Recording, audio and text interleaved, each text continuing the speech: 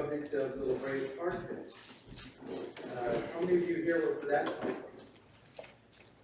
Okay, so as you may recall from that talk, there's this place in Los Angeles that has just thousands of fossils, and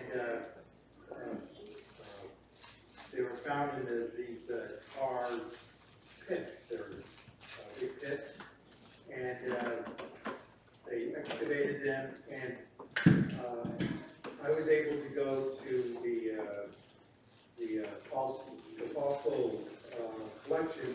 I was given permission to go back there and study the fossils firsthand. And from what I could see, studying those fossils, I saw that they did not die in the tar pits being entrapped in those tar pools, but rather they died in a flood.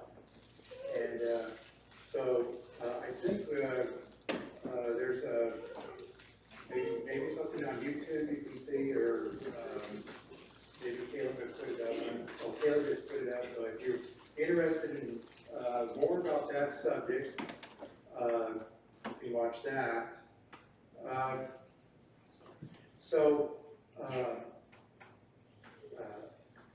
I've been interested in creation science for over 40 years now. I've been to creation science meetings with my wife Robin, and my kids have gone with me too, to learn about how science and the Bible go hand in hand in telling us what is true about our world, about nature. I love science. I like looking at the stars and the plants and the animals, learning about mathematics and things like that, because it all points to our Creator. And the more I studied, the more I realized that the Genesis account was true, that it's a literal 6-day creation, that the world was created 6,000 years ago, and there was a global flood 4,400 years ago. So, from what I could see, all the evidence of the Labrador carpets and other things confirm what I read in the Bible. And just today, Richard Brock was telling me about a fossil in the cemetery, kind of a nautiloid kind of creature. It has a spiral to it. It's a sea creature. And last time we were here, he showed me some clamshells embedded in rocks, or the impressions of them embedded in rocks. So how did sea creatures in Kansas get here? And the sea is hundreds, thousands of miles away. So these are things that got me thinking and got me on this path where the Bible is the source book of all truth. Now, a lot of some creation scientists will tell me the evolutionists are they're honest seekers of truth, and so we have like the evidence before us. Okay, so we see the shells, the nautiloids in Kansas. The evolutionists will interpret it one way, and the creation scientists will interpret it another way, and both sides are honestly seeking the evidence. I think that is true for a lot of evolutionists, but I think at the the top levels of evolution, the ones who are in the British Museum in London, I think that they realize that the proof for evolution is not there, so they fraudulently make up stuff. And I'm going to be talking about this creature here, the Archeopteryx. I wish they had given it a different name, because it's kind of a mouthful to say, but we're stuck with that. But the Archeopteryx is one of the most significant fossils in the evolution paradigm. And I think that if we look at it, just observe it, look for the details, you know, not have any, approach it with no bias, but just see what we can see. I believe that we will find out a lot of interesting things that will again confirm that God is true and let every man be a liar. So, what I'm going to intend to show in this talk is that this Archeopteryx is a hoax. It's not real. And I'm going to show how forgers took a genuine fossil of a small dinosaur, added wings to it to make it look like, kind of like a bird. Okay, so this creature does not exist. And that's what I intend to show you in my talk. So let's find out a little more about this creature. The Archeopteryx, they say, is the evolutionary link between the dinosaur and the bird. So here we have the Tyrannosaurus rex on the left, and that evolved into the Archeopteryx.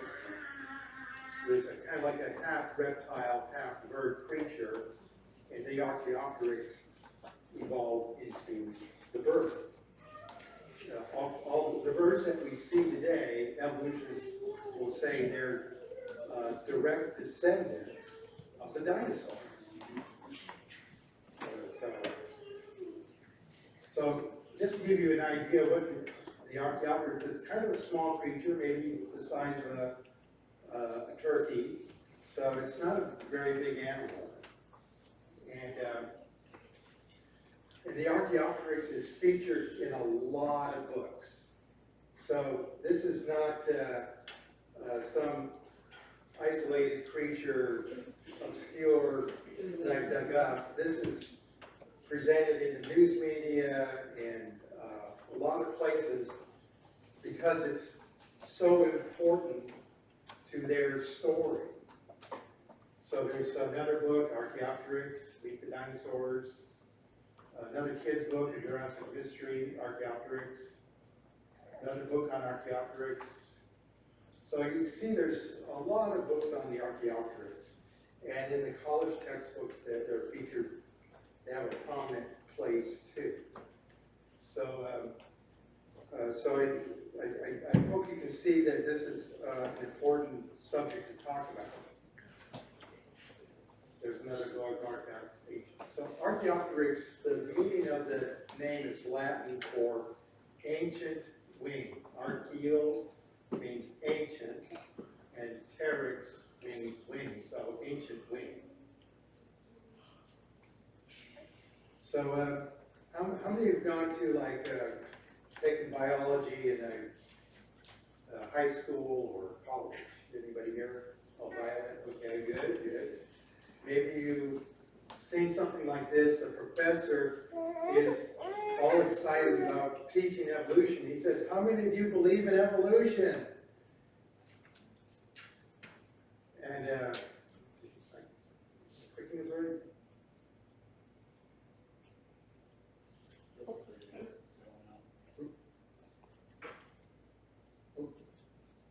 Let me back up. There we go. We do, sir. We believe in evolution. And anyone disagree? I do. Who is this person that will disagree? It says, what makes you think evolution is untrue? Because the Bible says that each kind, and then they say, hold it, you fanatic. You're not going to teach your religious garbage here. So maybe some of you experienced something like that or seen something like that. Or I've heard that at the college level, if the faculty, if other people in the faculty find out you believe in creation, they'll kick you off the faculty and send you on your way.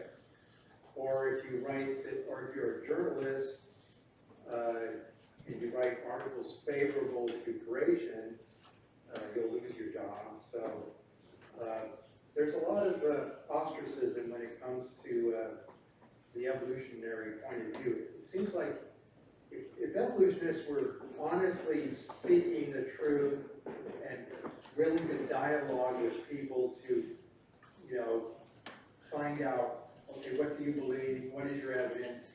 Here's my evidence. Let's talk about it, and this back and forth. No, they just have to put down people and insult them. And you see that often on the forums that talk about science. If somebody dares to mention the Bible, they get put down as a fanatic. So the Bible teaches that every kind of plant and animal were created by God during 6 literal days of creation. So that's what the Bible teaches.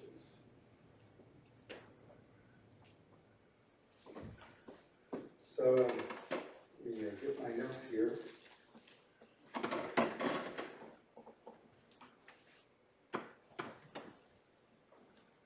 So when you, so many,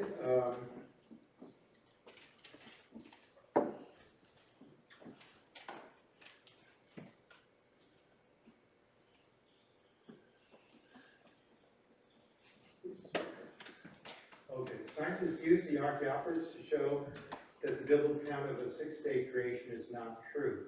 They say that animals evolved over millions of years. They say it's a proven fact, it's not a theory, but what is their evidence? As we shall see, there was a very prominent paleontologist at a British museum who said, we really don't have any evidence for evolution. I'll go into that later. So, as we shall see, that the evolutionists often use forgeries, frauds, they make up fossils. One time I saw National Geographic magazine, and it had a big cover story, a dinosaur with feathers on it, found in China, and had all these pictures. And Carolyn remembers seeing that National Geographic article. Then several months later, they print the retraction. Oh no, they completely forged this fossil to make it look like it was a dinosaur with feathers. So this is happening all the time. I think it's systemic, not just isolated cases to how evolution is taught today. Here's one of my heroes, William Jennings Bryan. He's a man of God who believed in the Bible. He lived from 1860 to 1925. You might remember him from the movie Inherit the Wind at the Scope Monkey Trial. And so he was an American orator and politician from Nebraska, Secretary of State under President Woodrow Wilson. He fought hard against the theory of evolution. So I don't know of any prominent politician since William Jennings Bryan who stated firmly and emphatically that he believed in the literal truth of the Bible since William Jennings Bryan. I don't know of anybody since then who has taken the stand like he has. And I wish there were some people like him today in the world of politics. But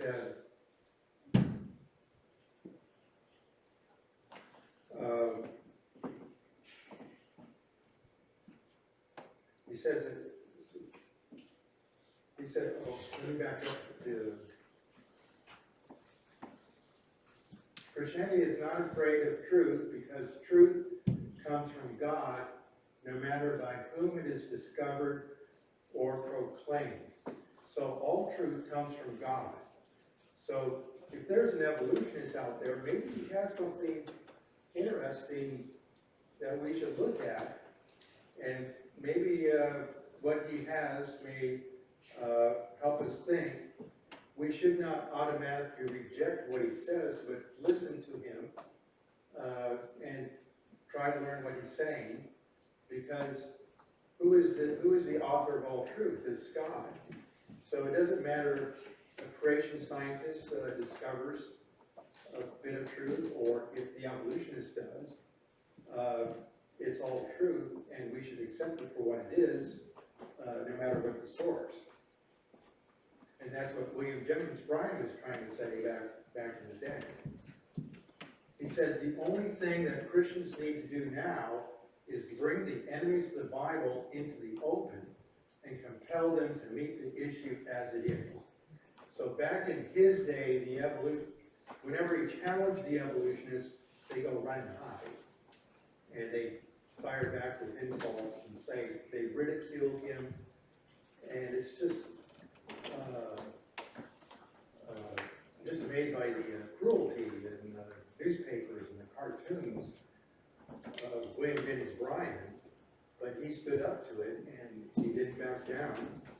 But no one wanted to challenge him on an honest basis. Why are you saying what you're saying?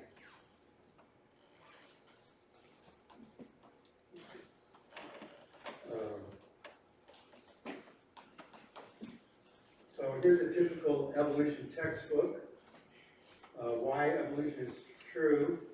And at the top we see like a bird of paradise, but what is this strange thing we see between the title and the author? That's the fossil of the Archeopteryx. It's a typical,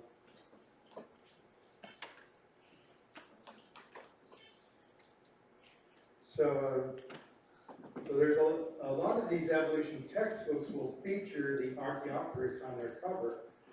So there's evolution, what the fossils say and why it matters. And so you see the cover illustration of how the fossil looks like. And just to give you an idea of what you're seeing, there's a drawing over here. So that's the Archeopteryx fossil.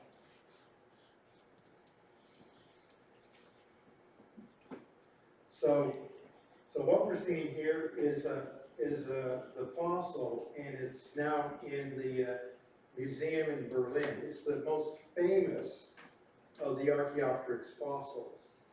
It was found in 1877, and it is considered the evidence of a dinosaur bird evolution. It represents the remains of this creature in a slab of limestone. And so when the animal died, it left its imprint in the wet limestone, and later the limestone hardened. So you can see here's the head, and here's the four legs, and then we see here's wings, and then the tail. Now this head here is kind of curved back, and they call that the death pose of lizards found or reptiles found in the fossil record. They say it only happens if a reptile, a lizard or whatever, is in water, and is floating in water, and they figure that it has been in water for like 27 days to get that curvature of the neck and head. So 27 days in water, well, doesn't that remind you of the flood? So, they made tests of chicken carcasses in water, and they show that same kind of head and neck curving back too. So what they demonstrated by that chicken carcass experiment is that this creature must have died in water. Now, as I'm going to show you, as I proceed through the lecture, I'm going to show you that this part of the fossil, the bone part, is a genuine fossil. but the feathers were added by the foragers to make it look like a bird reptile kind of creature. So that's what I'm going to try to show.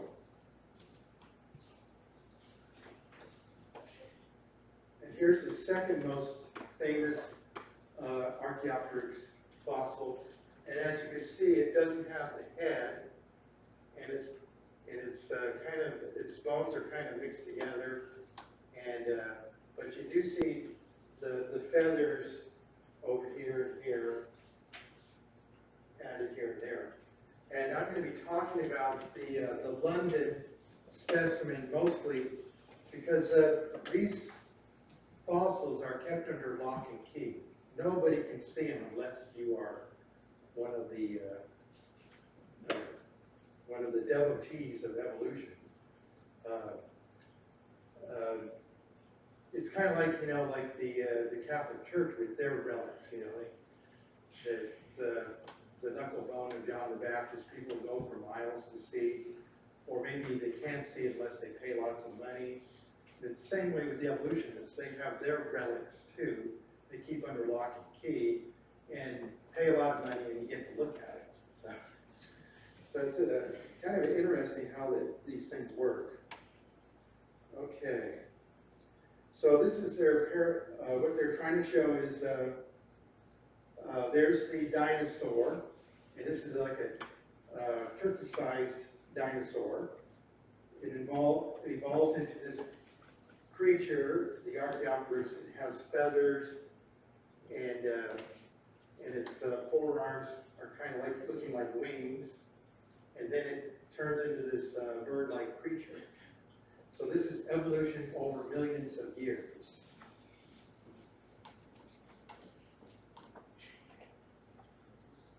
Okay, to summarize, the most famous of evolution's transition animals.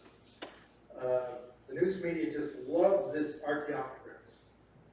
It's similar. It has similarities to dinosaurs because it has a long tail and small teeth, which and unlike dinosaurs, the Archeopteryx has flight feathers and wings, just like a modern bird. So the feathers that you see in the fossil are exactly like the feathers of modern birds. So here's a statement from, I think, Forbes magazine. This fossil could almost be considered a smoking gun in Darwin's theory of natural selection. And I have the bird saying, wow,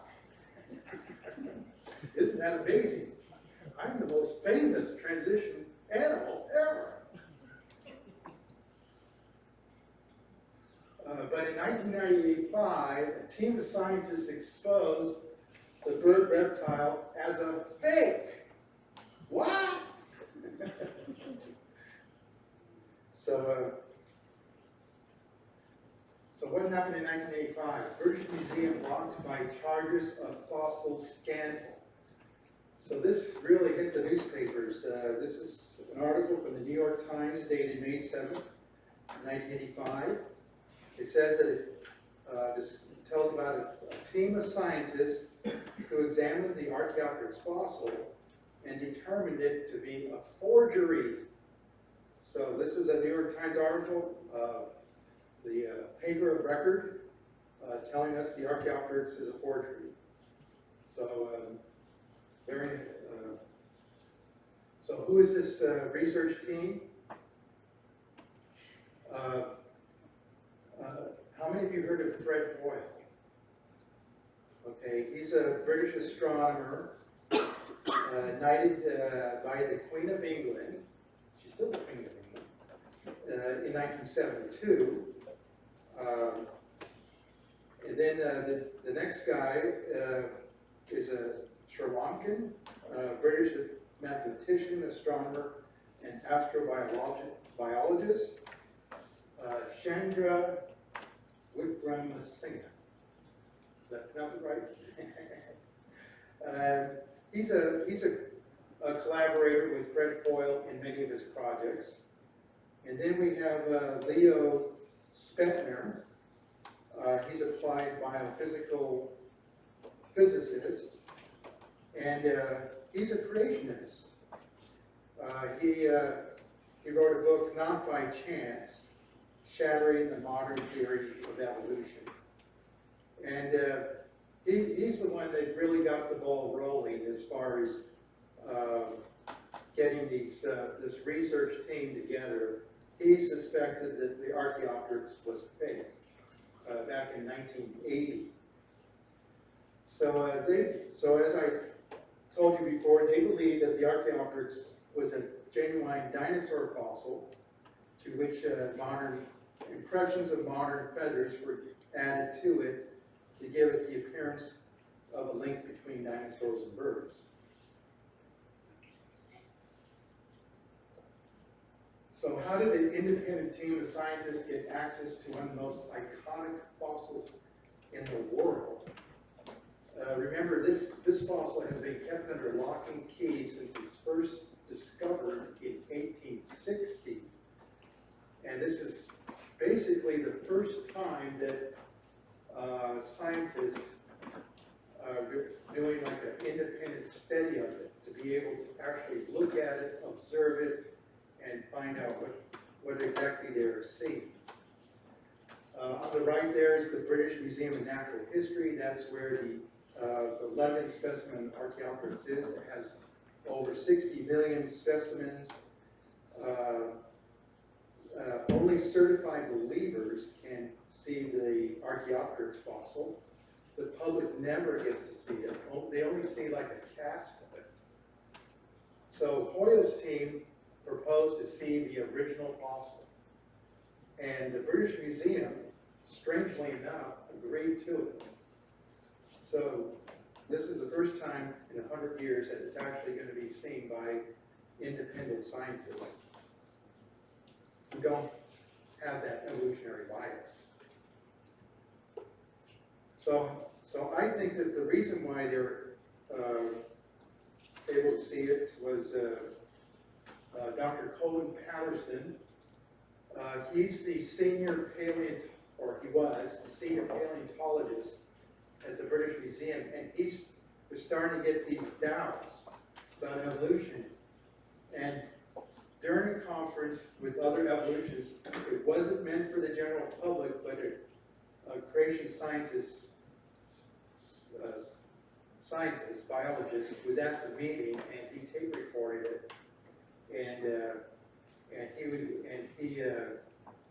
These remarks were not meant for the public, but he said evolution not only conveys no knowledge, but seems to somehow to convey anti-knowledge, harmful to systematic scientific classifying forms of life. So here's Dr. Colin Patterson, senior paleontologist at the British Museum, saying that evolution is anti-scientist. Oh, just to decide that creation scientist was Dr. Wayne Frere, and he had the tape recorder, and he was sitting in the front row so that both the moderator and Colin Patterson could see that he was tape recording the meeting. So I don't think there was any attempt to deceive with the recording of the meeting. This meeting occurred in November 5th, 1981, and 3 years later, the Archeopteryx was allowed to be examined by Hoyle's team. So this is just speculation, but I believe that Dr. Colin Patterson was the one who instrumental in allowing this research team to look at the Archeopteryx. So let's look at the background of the Archeopteryx hoax.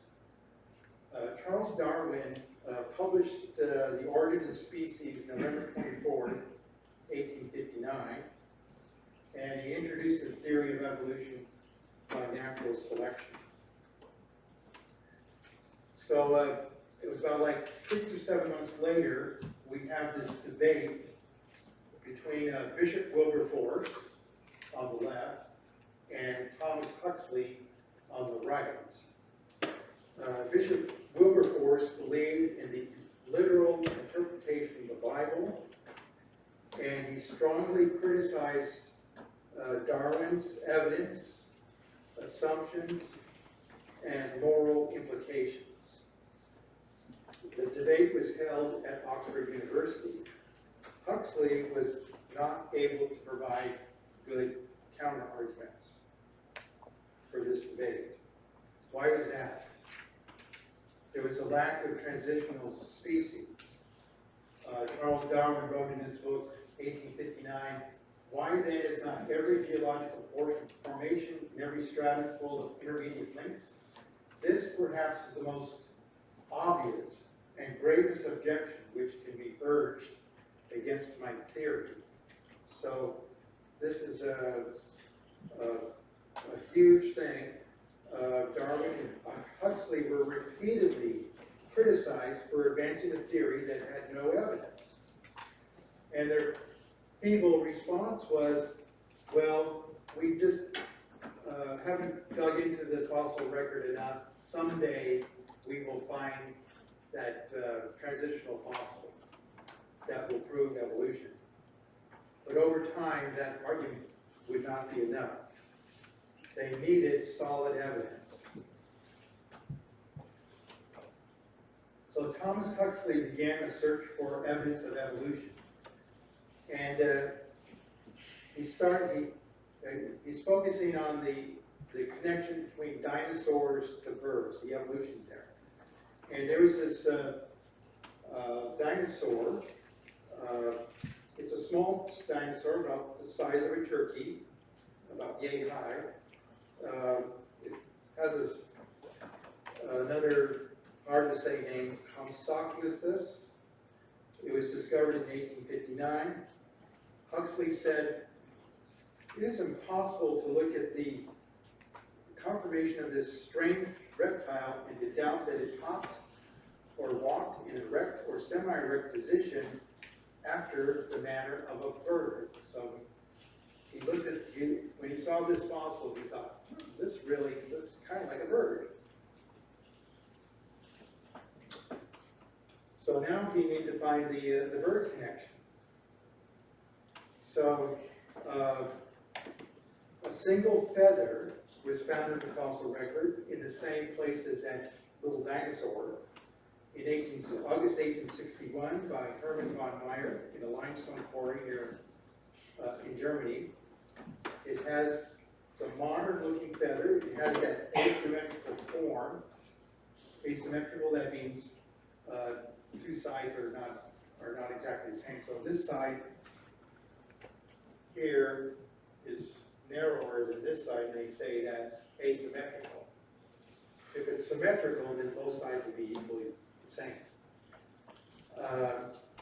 So that's typical of a modern bird feather, and he called that bird feather Archeopteryx.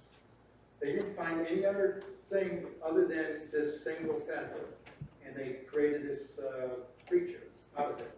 So Huxley took the feather on the one hand and the little dinosaur on the other, and he made a sketch.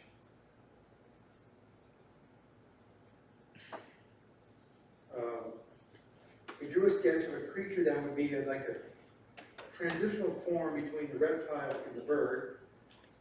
And this sketch he made showed a feathered creature with reptile teeth, claws on the end of its wings, scales on its bodies, and a long lizard-like tail. Almost immediately afterward, precisely such a creature was found.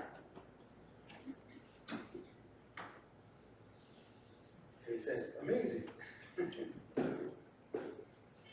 Its prediction came true only a few months later. So here's William Jennings Bryan, and I think what he said here is appropriate. No one can guess more wildly than a scientist when he has no compass but his imagination and no purpose but to get away from God. So William Jennings Bryan knew how capable these scientists are making up lies to advance their theories. Basically, this is not an intellectual problem, but a moral problem. So let's talk about the London specimen. It would be more interesting to talk about the Berlin specimen because it had that head, and this one does not have a head. But the Germans are not going to let you see that. And this one's in England, and the research team that Hoyle's team was in England. So this is the one that they were able to look at. So what we can see here is that the London specimen does not have a head. It doesn't have a neck or breastbone or a vertebral column. It does have these the reptilian forelimbs and hind limbs. It has that long, slender tail. And then there's these feathers. There's like a feather thing attached to the tail here, feathers over here. And and one more thing is it has there's a percula. This is like a wishbone kind of thing, but you get out of your turkey. It had this percula thing. It's kind of like plopped on there. It wasn't really embedded into the stone like the rest of the animal. So that percula is going to come up in a way here later in my lecture. Here's a Johann Andreas Wagner. He heard about this London specimen that I just showed you, and he did not see it, but he, based on what people were telling him, he said that that this is not a true fossil. He said Darwin, and okay, by the way, this Johannes Wagner was a well-respected paleontologist. He made lots of discoveries, and he insisted on the immutability, or doesn't change, of the species. And he recognized the reality of the Genesis flood. He used the Bible to argue against Darwin's theory of evolution. He discovered and named that small dinosaur, the Compsognathus. He learned about the London specimen from a second-hand description. He believed it to be a lizard of some kind, and he was suspicious that it might be touted as proof of Darwin's theory. He gave a lecture making these comments on November 9th, 1861. He said that when given an opportunity to examine the fossil, he will prove that it's a fraud. But before he could personally examine it, he unexpectedly died 5 weeks later, December 17th, 1861. So that's really sad. I don't know how he died. Was he murdered? Hopefully not. So the British Museum acquired the fossil. Richard Owen, on the right, he's a world-renowned paleontologist. He's the one that originated the word dinosaur. So when kids talk about dinosaurs, it's thanks to that guy, Richard Owen. He was the head of the fossil collection of the British Museum, and he bought the fossil for an exorbitant price. So what did he buy? He bought, okay, let me tell you something about fossil. Okay, so you have the limestone slab with the fossil on it, but there's another fossil, the counter slab, because when you break open the fossil, it splits in two. So you have on one side the fossil and a reverse image of the fossil on the other side. So he bought the slab and the counter slab, and that's going to be important in what I'm going to be talking about. So let's talk about the Archeopteryx and the Compsognathus. So it may be hard to see, but here's the Compsognathus, and it has this curve to its head and neck, stretching all the way around. It has the four legs and so forth. So when this is what Johann Andreas Wagner was examining in his day, and when he heard about this fossil, or the London specimen, he thought, boy, that sounds like my little dinosaur that I just discovered. So I think they did something funny here to make it have feathers on it. So, and here we see the consognathus in the Archeopteryx, and you can see that their body structure is very similar. So that if you just added feathers to the little dinosaur, it becomes the Archeopteryx. Otherwise, there's hardly any difference between them. So here's the timeline events. 1859, Darwin publishes his Origin of Species. 1861, the discovery of the feather. Huxley draws a sketch of the creature, September 1861. September 30th, 1861, Hermann von Meyer announced the discovery corresponding to Huxley's sketch in almost every detail the same.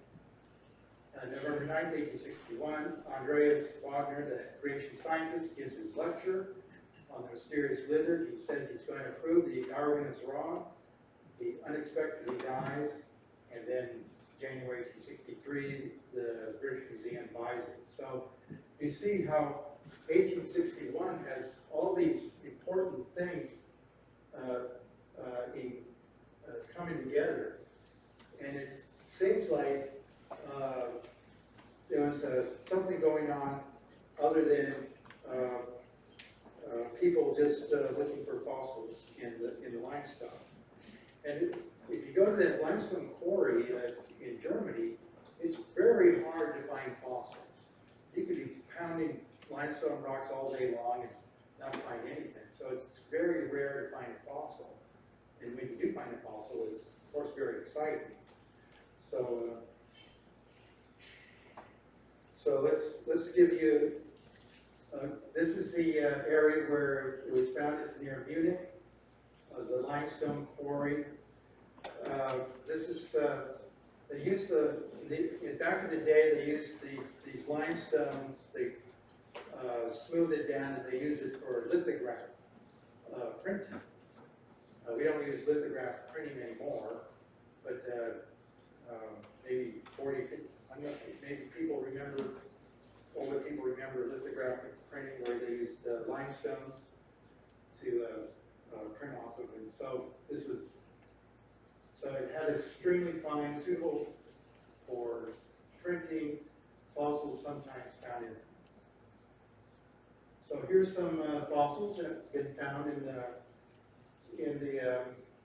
that quarry, the stone popping quarry.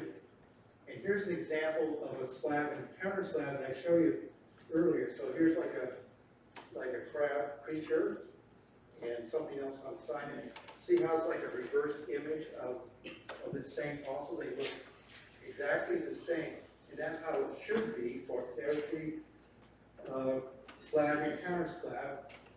They should look exactly the same, just that they're reverse images. And here's another one. Here's of a dragonfly. You can see how it made an impression in limestone, and when they broke it open, they found the reverse, both the dragonfly on one side and the reverse image on the other. So what did Hoyle's team observe with the slab and counter slab? They saw that this counter slab was kept hidden for many, many years. It's only when Hoyle's team got access to it that we found out a lot about it. So you see here that this image here doesn't quite match this image over here. Here we have the feather over here, but we didn't hardly see any feather over here.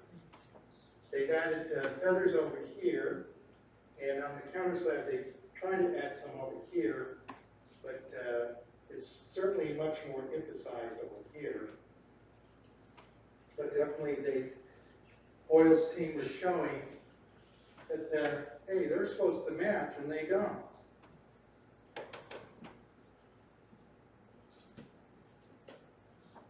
So there you can see the main slab, kind of see how, I got this out of the book, how this is, you see much more detail on the main slab and just a few details on the counter slab.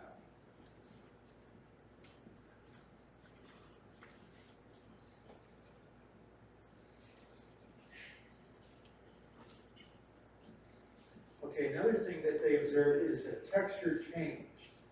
So what they saw here was, this is a dark area, and then it has a very sharp boundary for the lighter smooth area.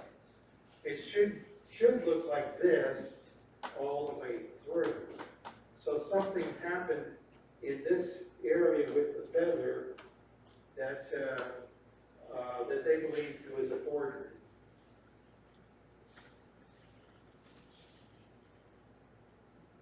Okay, then here's modification of wings. Okay, this is a drawing made of the fossil back in when the British Museum first got it, and they made a very detailed drawing of it. You can see how the wings are kind of squared off here, but sometime after the British Museum got it, somebody thought, I think we need to make it a little more wing-like. So they extended the feathering out over here on the limestone. See the difference? It's kind of squared off here, but it's extended out over here, and it has a more wing-like appearance that is meant to be more persuasive, I guess. So that's what Hoyle's team also noticed, that somebody had messed with the fossil after the British Museum got it. Okay, here's the furcula this is the furcula here of the bird. It's that wishbone. And here's the sternum, the keel.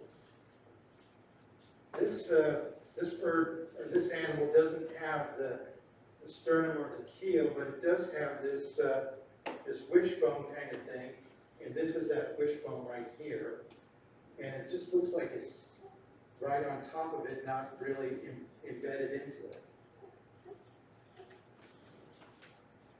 And here we see this is the main slab, and here's the wishbone over here. Here's the counter slab, and we don't see that that U-shaped curve on the counter slab like we do here. No wonder they kept it hidden, because it's so obvious.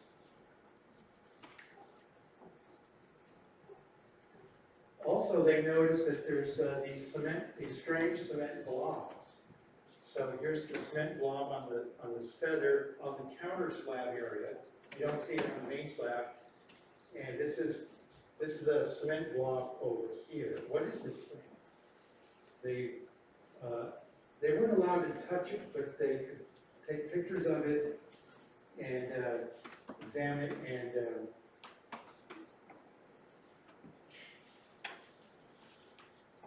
so here we see it. Okay, so here's the main slab over here. We don't see this raised up area over here as a kind of like a depressed area over here. It's missing over here. So we just see it on the counter slab and not on the main slab. So they concluded that this was a forgery. How was it done? So Hoyle's team said that what was needed was wax, acid, cement compound of pulverized limestone and Arabic gum, bird feathers, and scrapers, chisels, and brushes to remove the telltale cement blobs. So the wax was used to put on the genuine part of the bones. to protect them from the acid. The acid, they poured the acid on the areas that they wanted to take out. So they took out the acid. Then they put the wet cement in those kind of like cavities. And then they pressed the feathers into the wet cement and hardened. And then afterwards, after it hardened, there was still these flakes of cement still all over it, so they had to chip away at it to remove that, to get rid of it. And somebody said attempts to remove the globs from the rock were obvious. The slabs were scraped, brushed, and chipped. However, oversight remained in the cleaning process. One chewing gum looking kind of blob and fragments of others were left behind. So that blob I showed you earlier, they called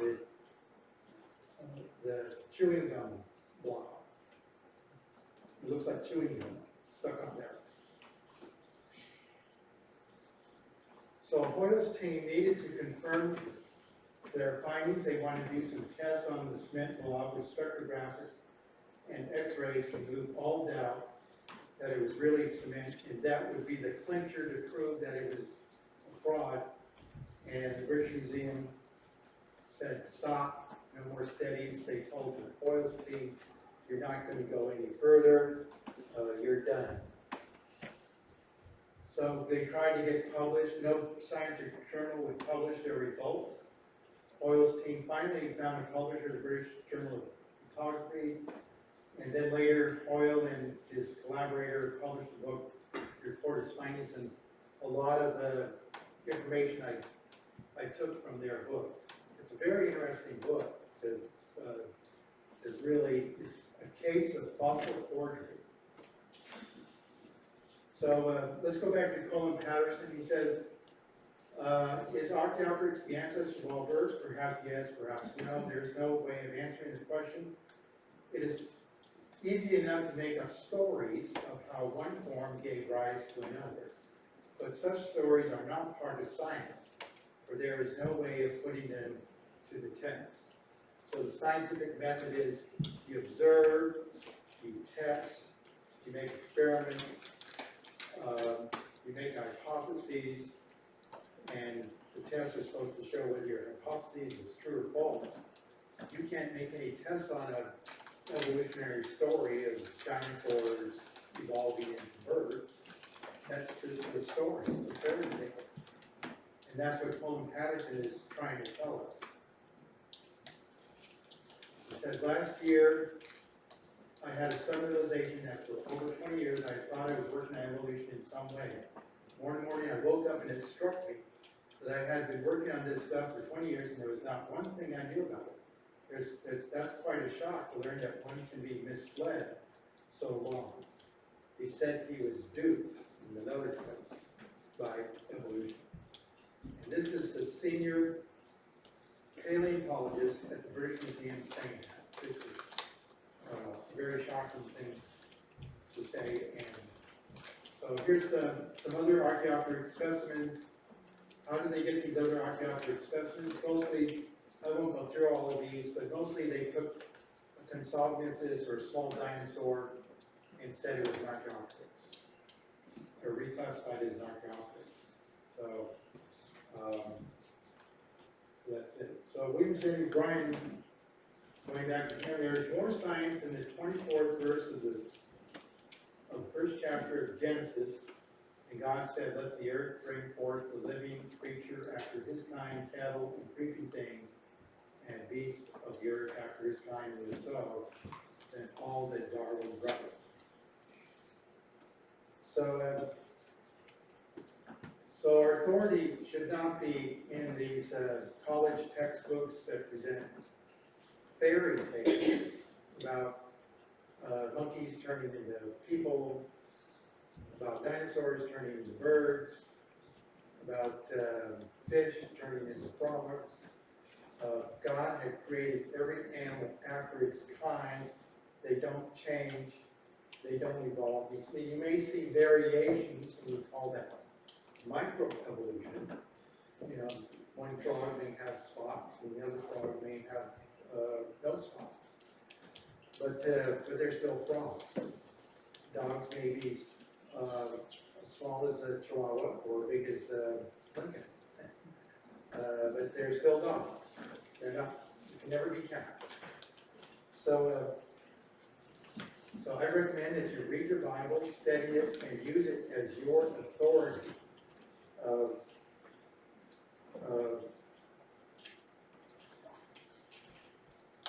Now I'd like to close with 1 Corinthians chapter 1. It says, for the preaching of the cross is to them that perish foolishness, but unto us which are saved it is the power of God. For it is written, I will destroy the wisdom of the wise, and will bring to nothing the understanding of the prudent. Where is the wise? Where is the scribe? Where is the disputer of this world? Hath not God made foolish the wisdom of this world? For after that, in the wisdom of God, the world by wisdom knew not God. It pleased God by the foolishness of preaching to save them that believe. For the Jews require a sign, and the Greeks seek after wisdom. But we preach Christ crucified, unto the Jews a stumbling block, and unto the Greeks foolishness. But unto them which are called, both Jews and Greeks, Christ the power of God, and the wisdom of God. Because the foolishness of God is wiser than men, and the weakness of God is stronger than men. For you see your calling, brethren. Oh, Kevin spoke on calling this morning. How that not many wise men after the flesh, not many mighty, not many noble are called, but God has chosen the foolish things of the world to confound the wise, and God has chosen the weak things of the world to confound the things which are mighty, and base things of the world and things which are despised hath God chosen, yea, and things which are not, to bring to naught things that are, that no flesh should glory in his presence. No evolutionist is going to glory over the Bible.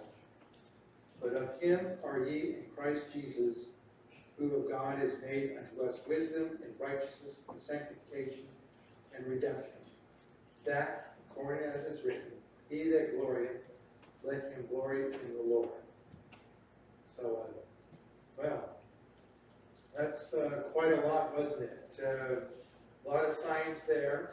I hope those of you who are going to college will absorb this and use it to confound the teachers who are promoting the nonsense about it. So anyway, thank you for your attention, and I guess I'll turn it over back to Kevin.